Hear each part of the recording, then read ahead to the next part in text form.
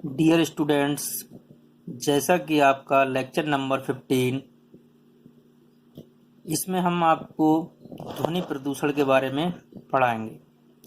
जैसा कि आपने लेक्चर नंबर 13, 14 उसमें कई प्रदूषण पढ़े थे, वायु प्रदूषण, जल प्रदूषण। लेकिन जो लेक्चर नंबर आपका 15 है, इसमें आपको ध्वनि प्रदूषण पढ़ना है, जिसे इंग्लिश में नॉइज या साउंड पोल्यूशन कहते हैं। आप सभी जानते हैं ध्वनि प्रदूषण क्या होता है। तो इसमें लिखा हुआ है कि ये आवाज की वो ऊंचाई है जो किसी जीव हेतु हानिकारक होती है, जैसा कि लाउड स्पीकर वगैरह होते हैं, हॉर्न होते हैं, या जो मशीनों की आवाज़ है। होता क्या है, जैसे कि ध्वनि की जो यूनिट्स होती है डेसिबल, तो इसकी एक लिमिट होती है कि कौन सा एनिमल या ह्यूमन कितने डेसिबल तक उस ध्वनि को एक्सेप्ट कर सकता है या सुन सकता है। अगर उसके अनुसार वो ध्वनि ज़्यादा होती है तो उसे हम ध्वनि प्रदूषण कहते हैं। हम ये कह सकते हैं कि ध्वनि प्रदूषण वो प्रदूषण होता है जो किसी मशीनों या अन्य किसी साधनों से निकलने वाली जो ध्वनि जो जीव जंतुओं के लिए हानिकारक होती है, उसे हम ध्वनि प्रदूषण कहते हैं। तो जो ध्वनि प्रदूषण है, ये अधिक ऊंचाई आवाज का मतलब है कि ज्यादा तेज आवाज, जैसे कि लाउड स्पीकर वगैरह अगर बजते हों तो उसकी ध्वनि बहुत ज्यादा तेज होती है। तो इसमें लिखा हुआ है कि ध्वनि प्रदूषण के स्रोत यानी सोर्स ऑफ साउंड पॉल्यूशन। तो ध्वनि प्रदूषण के मुख्य स्रोत निम्नलिखित हैं, जैसा कि इंडोर नॉइज यानी आंतरिक ध्वनि। जैसा ये लिखा हुआ है, इंडोर नॉइज यानी आंतरिक ध्वनि। आंतरिक ध्वनि का जो है वो मशीनों, इमारतों तथा संगीत द्वारा होता है। जो बाहरी ध्वनि है, आउटर नॉइज, बाहर का मतलब होता है वाहन, हवाई जहाज, रेल आदि द्वारा होता है। आंतरिक ध्वनि का मतलब है किसी कमरे वगैरह या कोई बड़े हॉल, उसमें जो मशीनें वगैरह हैं या उनमें जो कोई साउंड वगैरह बज रहा है, या कोई जो बिल्डिंग वगैरह है उसमें जो आवाज़ गूंजती है, तब उसे हम आंतरिक ध्वनि कहते हैं। और जो बाहरी ध्वनि है वो उसका मतलब यह है, जैसे कि आपने देखा होगा जो सड़क वगैरह पर, जो रोड पर जो वाहन वगैरह होते हैं, उनका जो हॉर्न होता है, उसकी जो आवाज़ होती है काफ़ी तेज होती है, जिससे कि वो हमारे कानों के लिए बहुत ज़्यादा हानिकारक होती है। जैसे वाहनों, हवाई जहाज, इनकी जो ध्वनि होती है बहुत तेज होती है।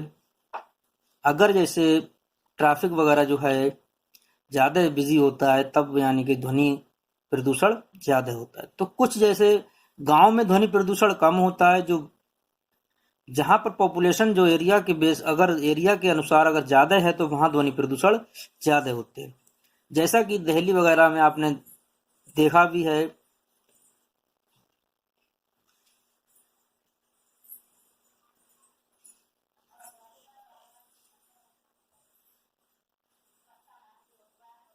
वहां पर जो वाहन वगैरह है, वहां संख्या के अनुसार बहुत ज्यादा है, तो वहां जो ध्वनि प्रदूषण है बहुत ज्यादा रहता है।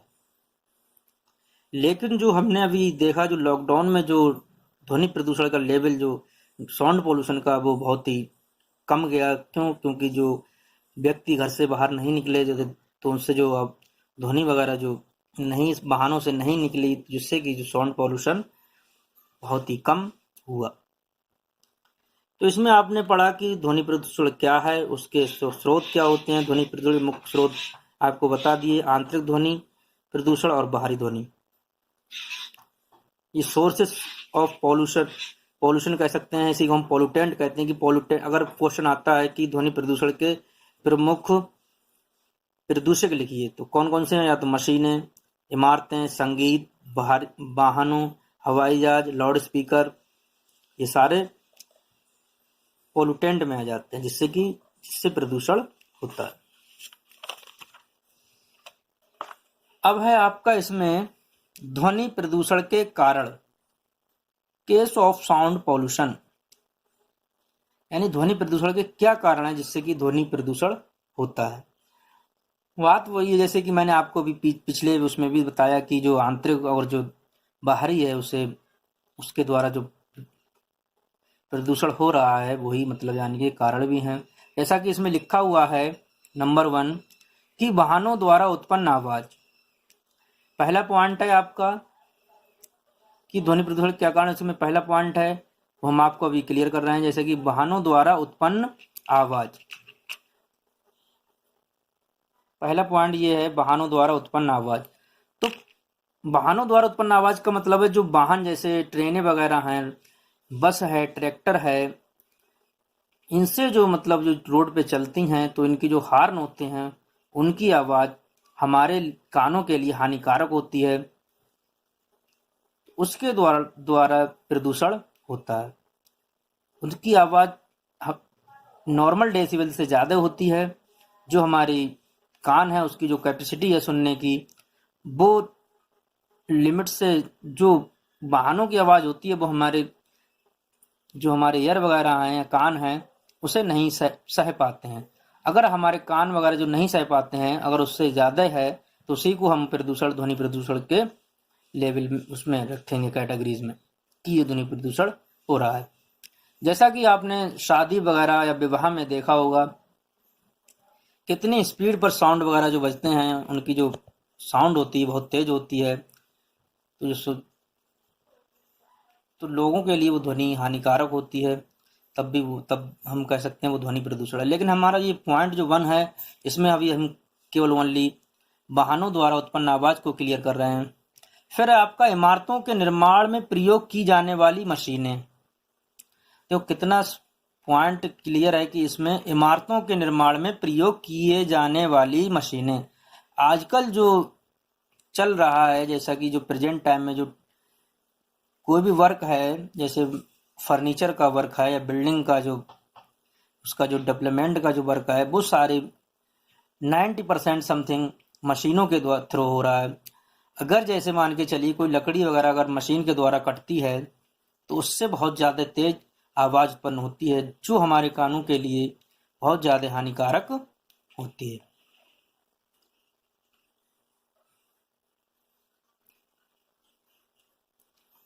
हम कह सकते हैं जैसे कि बिल्डिंग अगर बनती है तो उसमें जैसे लोहा वगैरह का जो वर्क है, या जैसे हम सरिया वगैरह जैसे बोलते हैं, जैसे अगर हम मशीनों के थ्रू काटते हैं, या टाइल या पत्थर है उसकी कटाई अगर मशीनों के थ्रू होती है तो उसमें बहुत आवाज़ उत्पन्न होती है। या किसी का जो गेट वगैरह है या मतलब विंडोज़ वगैरह हैं उनका जो फर्नीचर तैयार होता है तब वो साउंड बहुत ज़्यादा, जो मशीन चलती है जिसे हम ग्रिल मशीन कह सकते हैं, उसके थ्रू जो आवाज़ उत्पन्न होती है वो हमारे कानों के लिए बहुत ज़्यादा हानिकारक होती है। ये आपने प्रैक्टिकली भी देखा होगा।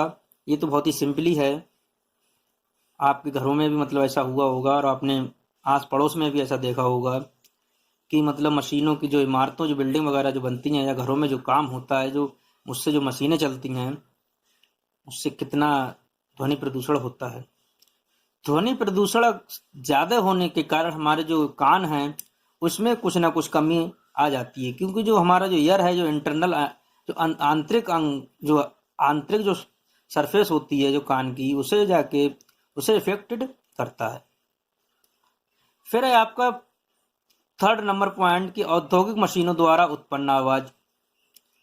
इसमें अभी जो मैंने 2nd पॉइंट था, इसमें जो बिल्डिंग निर्माण जो यानी कि जो बिल्डिंग का जो डेवलपमेंट उसमें जो प्रोसेस होता है जैसे बनाई जाती है तब उसमें यूज होने वाली मशीनें, उनसे उत्पन्न आवाज हो रही थी, तब उसे हम कह रहे थे ध्वनि प्रदूषण। लेकिन इसमें जो 3rd पॉइंट है इसमें जो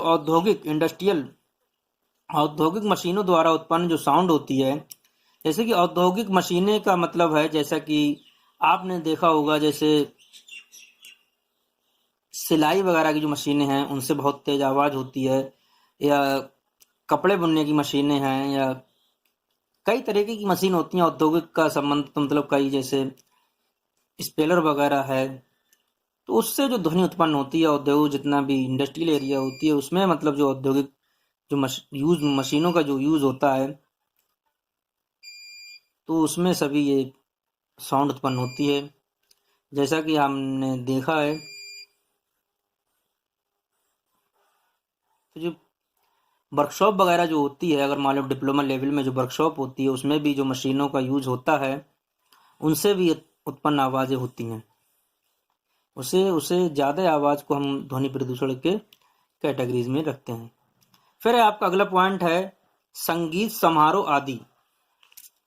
ये जो पॉइंट दिया हुआ है कि संगीत समारोह आदि, यानी फोर्थ पॉइंट है संगीत समारोह आदि के द्वारा जो क्या कारण संगीत समारोह में, संगीत समारोह का मतलब है शादी विवाह जो मतलब जो होते हैं, तो कभी आपने देखा होगा कंपनीज वगैरह जो, या बर्थडे पार्टीज वगैरह हैं, या किसी की जो मैरिज वगैरह है, तो उसमें जो साउंड जो डीजे मतलब जो इस्तेमाल होते हैं, जो हाई पावर जो क्वालिटी के जो यूज होते हैं,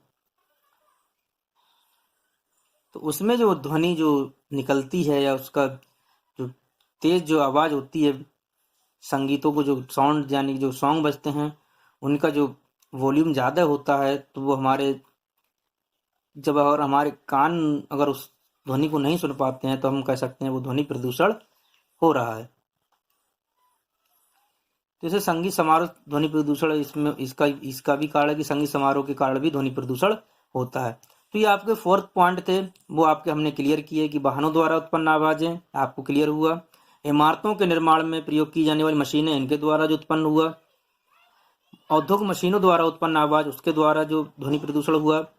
संगीत समारोह में जो तेज साउंड जो बजता है, सॉन्ग्स वगैरह जो बजते हैं, उसके द्वारा जो उत्पन्न जो प्रदूषण हुआ, उसे हम ध्वनि प्रदूषण कहेंगे। अब है आपका ध्वनि प्रदूषण के प्रभाव, इफेक्ट्स ऑफ साउंड पॉल्यूशन, कि ध्वनि प्रदूषण के प्रभाव ह्यूमन पर क्या पड़ेंगे। चिड़चिड़ापन, जैसे चिड़िया वगैरह हैं या ह्यूमन है या एनिमल्स है, इन सभी पर, लेकिन जो मेन जो पॉइंट है वो ह्यूमन पर इफेक्ट डालता है ध्वनि प्रदूषण। क्यों? क्योंकि जो साउंड है, जो ह्यूमन है वो बहुत ही ज़्यादा स्लो साउंड को जो यूज कर सकता है, लेकिन जो जानवर वगैरह हैं वो उनकी जो कैपेसिटी है वो ज़्यादा होती है, और जो ह्यूमन वगैरह होता है उसे सेंस भी कर सकता है साउंड को। तो इसमें पहला पॉइंट दिया है कि सुनने में कमी, तनाव, हृदय संबंधित रोग, अनिद्रा रोग ध्वनि प्रदूषण द्वारा होते हैं। तो कितना मेन पॉइंट है, अगर ध्वनि प्रदूषण ज़्यादा होता है तो आप होगा क्या कि कभी कभी जो हमारे जो ईयर वगैरह हैं ये कम आवाज़ को नहीं सुन पाएंगे। क्यों? क्योंकि ध्वनि प्रदूषण में होता क्या है, बहुत ज़्यादा तेज आवाज़ होती है। जब ज़्यादा तेज अगर हमारी जो कान है उनकी कैपेसिटी वो सुनने की थोड़ी बढ़ जाएगी, तो ये स्लो आवाज़ अगर होती है कहीं, जैसे धीरे धीरे कुछ जगह आपने देखा होगा जो बोलते हैं, तो आप उस ध्वनि को नहीं सुन पाएंगे। अगर ध्वनि प्रदूषण जहाँ हो भी रहा है तो उसमें आपको टेंशन ज़्यादा होगी, तनाव होगा, मानसिक तनाव ज़्यादा होगा, घबराहट होगी। आपने शहर दिल्ली वगैरह में देखा है कि रोड पे अगर जाम वगैरह जो ट्रैफिक होता है वो लग जाता है, तो कितना मतलब यानी कि जो हार्न की आवाज़ होती है, इतना पॉल्यूशन बढ़ जाता है, ध्वनि प्रदूषण बढ़ जाता है, जिससे कि तनाव उत्पन्न हो जाता है, उससे वीकनेस मालूम होती है, उससे कई मतलब बीमारियां हमारे बॉडी के अंदर जो उत्पन्न हो जाती हैं।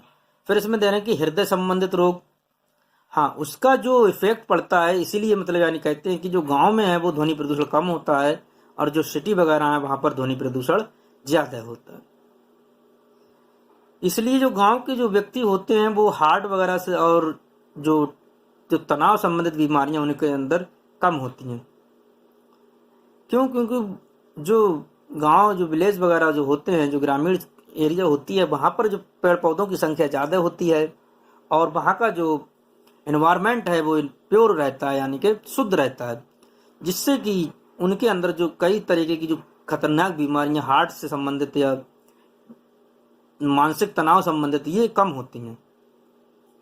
और जो सिटी में लोग रहते हैं उनके अंदर जो मानसिक तनाव या हार्ट से संबंधित कई डिजीज यानी बीमारियां उत्पन्न होती हैं, क्योंकि वहाँ पर जो ऑक्सीजन लेवल है वहाँ कम होता है, क्योंकि वहाँ पर पेड़ पौधों की संख्या कम होती है, और वहाँ ट्रैफिक ज़्यादा होता है, वाहनों की संख्या कम होती है, मशीनों का वर्क ज़्यादा रहता है, औद्योगिक एरिया ज़्यादा होता है, तो वहाँ पर ये तनाव संबंधित या हृदय संबंधित रोग उत्पन्न होते हैं।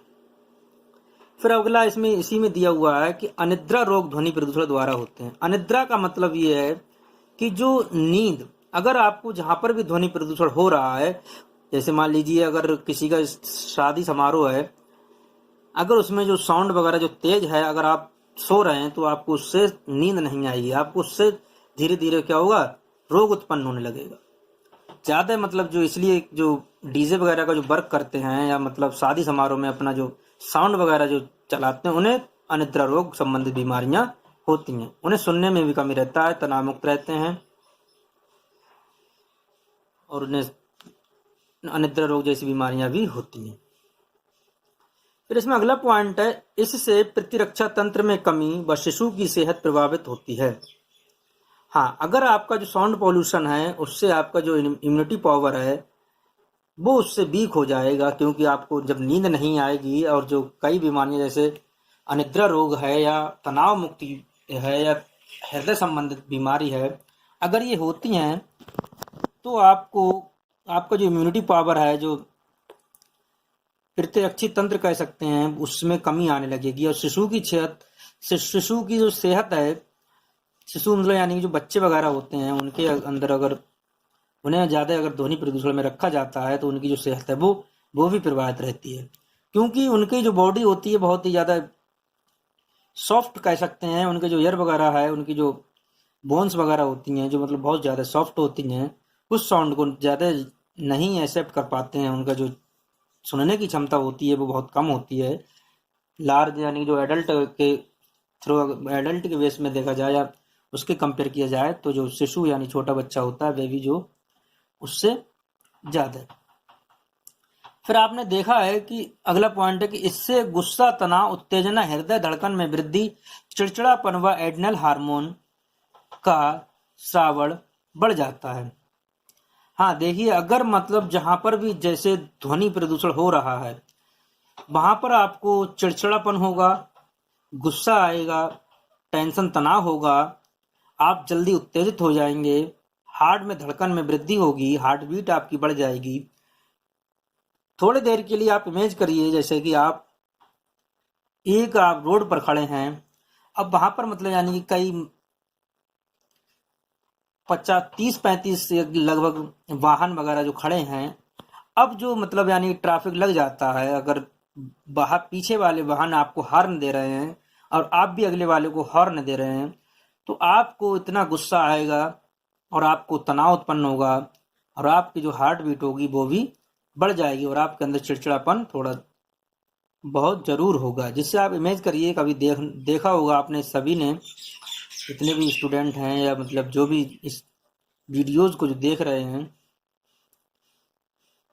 उन सभी ने ये फील भी किया होगा कि हाँ, ध्वनि प्रदूषण से गुस्सा, तनाव, उत्तेजना, हृदय धड़कन में वृद्धि, चिड़चिड़ापन व एड्रेनल हार्मोन का स्राव होता है। ये एड्रेनल हार्मोन जो होते हैं, जो एड्रेनल ग्लैंड होती है हमारे बॉडी के अंदर, उससे निकलते हैं। तो एड्रेनल जो हार्मोन है उससे उसका जो सिक्रेशन यानी कि जो निकलने का जो कैपेसिटी होती है वो ज़्यादा बढ़ जाती है, जिससे नुकसान होता है। फिर है आपका कि ध्वनि प्रदूषण का कंट्रोल यानी कंट्रोल ऑफ साउंड पॉल्यूशन, यानी उसका जो ध्वनि प्रदूषण का जो नियंत्रण है वो कैसे किया जा सकता। इसमें देखो कुछ मेन पॉइंट दिए हुए हैं, उसे हम क्लियर कर रहे हैं। जैसा कि इसमें दिया है फर्स्ट कि अधिक पेड़ों के रोपने ताकि वे ध्वनि को अवशोषित कर सकें। पहला पॉइंट है कि अधिक अगर पेड़ लगाते हैं, यहाँ पे रोपते हैं, जैसे हम रोपना कहते हैं, प्लांटेशन,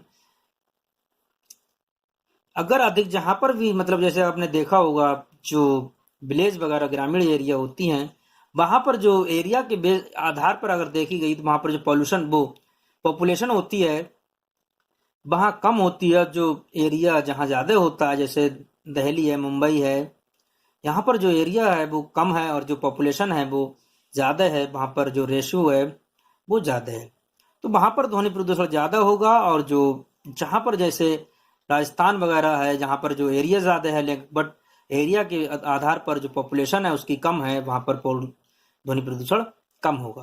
तो इसलिए हम कहते हैं कि अगर अधिक पेड़ अगर लगाते हैं तो वहाँ पर जो पॉल्यूशन होगा वो कम होगा। क्योंकि जो प्लांट होते हैं वो उसे एब्जॉर्ब कर लेंगे, जिससे कि जो ध्वनि है वो ज़्यादा नहीं दूर तक जाएगी और जो पेड़ पौधे होंगे उसे एक्सेप्ट कर लेंगे।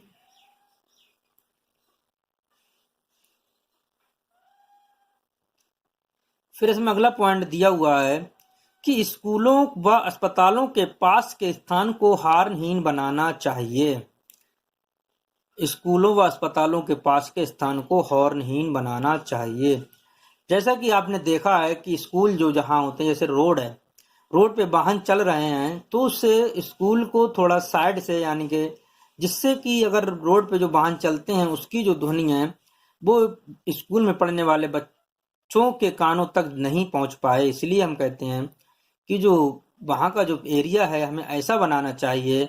इसलिए आपने देखा होगा जो स्कूल वगैरह होते हैं उसके आगे ग्राउंड होता है, उसके बाद मतलब जो क्लासें शुरू होती हैं, क्यों, जिससे कि उसका जो हॉर्न है आपकी क्लासों के अंदर या आपकी जो विंडो जो शीशे वगैरह की होती हैं उसमें एंटर नहीं कर पाती है। इसीलिए इसमें दिया भी है कि स्कूल व अस्पतालों के पास के स्थान को हॉर्नहीन बनाना चाहिए। क्योंकि अगर पेशेंट अगर हॉस्पिटल में एडमिट है, अगर उसे ध्वनि प्रदूषण, जैसे कभी कभी आपने देखा होगा जो कावड़ यात्रा निकलती है उसमें जो डीजे वगैरह जो यूज होते हैं जो ट्रैक्टर वगैरह पर, या तो उसमें जो साउंड होता है बहुत ही ज़्यादा तेज होता है। तब वो साउंड इतना तेज होता है कि इस कॉलेज में पढ़ने वाले स्टूडेंट को जो जो होते हैं उनके ईयर तक वो साउंड की जो जो ध्वनि है वो पहुंचती है। कभी कभी डिस्टरबेंस भी होता है स्टडी करने में। तो उसे हम कहने का मतलब है कि हमें ये हॉर्न थोड़ा हॉर्नहीन बनाना चाहिए, चाहे वो कहीं का भी हो। स्कूल व अस्पतालों को ऐसी जगह बनाना चाहिए जिससे कि वहां पर हॉर्न वगैरह की आवाज ना आए। फिर आपका दिया हुआ है अगला पॉइंट, थर्ड पॉइंट है कि निश्चित समय के बाद लाउड स्पीकर बजने पर रोक व सजा। फिर समझिए इसे, निश्चित समय के बाद लाउड स्पीकर बजने पर रोक व सजा। आपने देखा होगा एक जैसे शादी वगैरह या कोई फंक्शन वगैरह है उसमें जो डीजे वगैरह बजते हैं तो उसमें एक जो गवर्नमेंट जो होती है उसे टाइम सेट कर देती है कि इतने टाइम के अगर आपने ओवर टाइम बजाया तो उसमें आपको सजा भी हो सकती है, उसमें केस हो सकता है। इसीलिए जो टाइमिंग समथिंग होती है वो रात के 11 बजे या 12 बजे तक होती है। जिससे कि होता क्या है कि जो जितने भी जो ह्यूमन वगैरह हैं उसका जो शादी वगैरह में या कोई फंक्शन वगैरह है उसमें एंजॉय करने के बाद वो अपने जाके सुकून से सो सकते हैं। जिससे अगर आपने उनकी जो सो रहे हैं लोग, अगर साउंड ज़्यादा तेज हो रहा है जो शादी विवाह में, उससे जो उनकी नींदों को जो है नुकसान होगा। तो जब नींद नहीं आएगी तो आप कोई वर्क नहीं कर सकते। तो इसमें ये भी दिया है कि उसमें रोक व सजा भी होनी चाहिए। कहीं कहीं देखा होगा आपने जो शहर वगैरह होते हैं, जो सिटी होते हैं, वहाँ पर ये रोक होती है, लेकिन वट विलेज वगैरह जो ग्रामीण एरिया होते हैं वहाँ पर यह थोड़ा कम देखने को आपको मिलता है। क्योंकि जो स्टूडेंट जो ग्रामीण एरिया जो मतलब यानी कि रूरल जो हैं स्टूडेंट, उससे आपने देखा होगा, आपने ये फील भी किया होगा कि ऐसा वाकई होता है। लेकिन जो सिटी वगैरह जो एरिया है वहाँ पर जो स्टूडेंट होते हैं उन्होंने भी देखा होगा कि वहाँ पर कभी कभी होता क्या है कि वो पकड़ भी जो मतलब यानी साउंड वगैरह जो ज़्यादा है, जो कंपनीज वगैरह आपने देखा होगा कभी कभी लोग जो होते हैं वो बजाते हैं तो टाइम ओवर टाइम हो जाता है 2 से 3, जैसे अगर या कोई उसे कंप्लेन कर देता है तो उससे सजा भी होती है। फिर आपका है फोर्थ पॉइंट है इसमें, मशीनों व वाहनों के में साइलेंसर का प्रयोग अनिवार्य करना चाहिए। इसमें लिखा है अगर कोई कारखाने वगैरह जो इंडस्ट्रियल एरिया है या मतलब औद्योगिक जो मशीनें हैं उनमें ऐसा करना चाहिए जिससे कि वो अगर किसी एरिया में मशीनें लगी हुई हैं तो उनकी जो साउंड है वो एक साइलेंसर के थ्रू निकल जाए, जिससे कि उनका जो उसके अंदर जो वर्क करने वाले लोग हैं उन्हें कोई मतलब यानी कि हानि ना हो।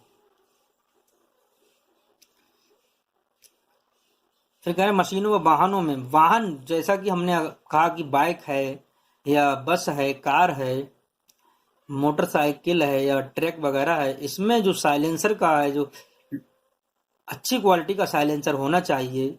जिससे कि जो और जो भी पेट्रोल या डीजल है वो उच्च क्वालिटी का होना चाहिए। और जो आजकल आपने देखा है कि जो बाइक वगैरह में कई तरीके की चेंजिंग आ रही है कि जो जिनसे पोल्यूशन नहीं होता है, यानी जिससे साउंड प्रदूषण नहीं होता है, नॉइज पोल्यूशन ध्वनि प्रदूषण नहीं होता। इस पे मतलब यानी कि क्योंकि अगर ये इनकी संख्या अगर वाहनों की यानी बाइकों की संख्या ज़्यादा होती है तो उनसे जो चलने वाले जो रोड पर उनकी अगर आवाज़, जैसे कि आपने देखा होगा रॉयल एनफील्ड जो बुलेट जिसे आप बोलते हैं उसमें जो साइलेंसर होता है वो काफ़ी हाई क्वालिटी का लगा होता है, बट फिर भी उसमें जो साउंड होती है वो ज़्यादा होती है। इसीलिए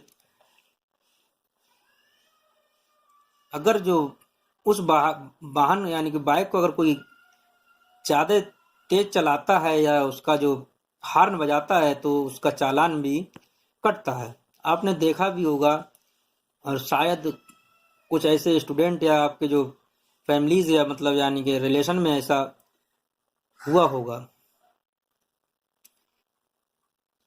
फिर आपका अगला पॉइंट है इसमें, फिफ्थ पॉइंट की मशीनों, वाहनों तथा संगीत सम्मेलनों में ध्वनि की तीव्रता निश्चित करनी चाहिए। हाँ, जैसा कि आपने जैसे मशीनों, वाहनों तथा संगीत सम्मेलनों में ध्वनि की तीव्रता निश्चित करनी चाहिए, तो इसका जो अगर मशीनें जो वगैरह होती हैं तो कुछ मशीनें ऐसी आ रही हैं, जैसे पहले बहुत आवाज़ होती थी लेकिन अब मशीनें ऐसी हैं जो अपना वर्क तो करती हैं बट उनकी आवाज़ कम होती है। वाहन भी अगर अब जो समय के अनुसार जो चेंजिंग आई है वाहनों में भी, तो उसमें भी देखा गया है कि जो काम अपना पूरा करते हैं बट ध्वनि उत्पन्न नहीं होती है। तो ये जो एडवाइस दी जा रही है कि हमें कैसे कंट्रोल करना चाहिए, कैसे हम अपने आप में या और जो भी हैं मतलब उस सभी के लिए जो एडवाइस दी जा रही है कि हमें साउंड पोल्यूशन को कम क्यों करना चाहिए, उसे कंट्रोल क्यों करना चाहिए। अगर कंट्रोल नहीं करते हैं तो उससे आपको, मैंने अभी इफेक्ट पढ़ाए थे, इफेक्ट ऑफ साउंड पोल्यूशन, उससे जो हृदय संबंधी रोग है, तनाव है, नींद संबंधी चिड़चिड़ापन है, हार्ट बीट है, धड़कनें तेज होना है, वो सभी हो जाते, सभी ये प्रभाव पड़ते हैं। तो आपका फिफ्थ पॉइंट क्लियर हुआ कि मशीनों, वाहनों तथा संगीत सम्मेलन में ध्वनि की तीव्रता निश्चित करना चाहिए।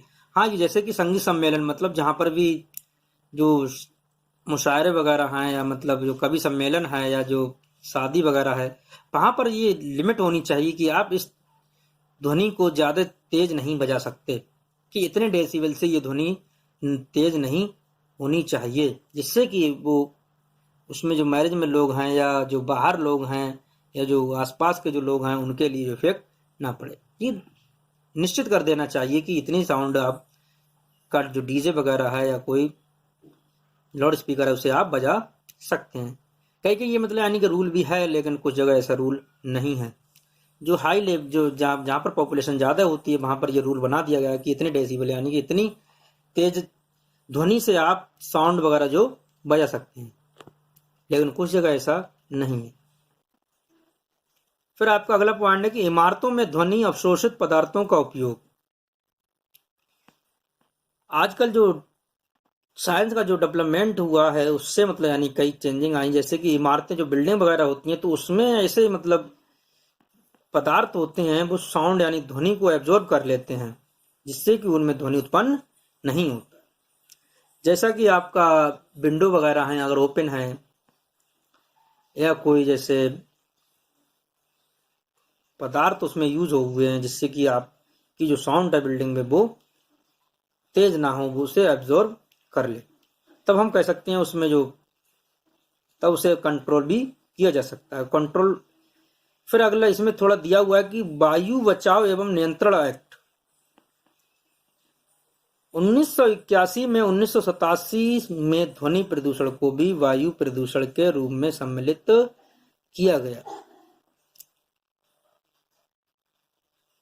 तो इसमें हमने आपको क्लियर किया, सभी पॉइंट क्लियर हुए होंगे। अगर क्वेश्चन आता है कि ध्वनि प्रदूषण क्या है, इसके क्या कारण हैं, इसका मनुष्य पर क्या प्रभाव पड़ता है, इसको कैसे कंट्रोल किया जा सकता है, जैसा क्वेश्चन आए वैसा आप मतलब आंसर लिखना है।